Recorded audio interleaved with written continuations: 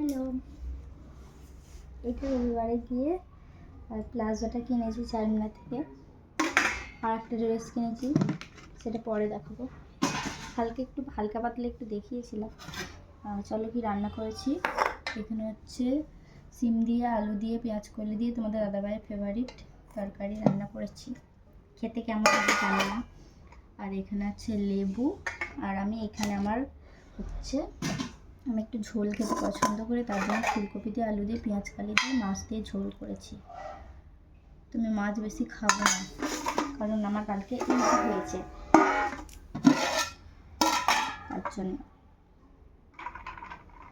আর ভাতটা আমি প্রথমেই চাপিয়ে দিয়ে স্নানে গেছিলাম বলে ভাতটা বেশি গরম নেই, হালকা গরম, মানে খুবই হালকা গরম।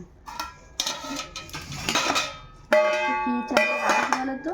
আজকে চাল ফুরিয়ে গেছে, তার জন্য বিরিয়ানি চালের রাইস, মানে হাফেরও একটু বিরিয়ানি চাল দিয়েছি, নাহলে হচ্ছিল না।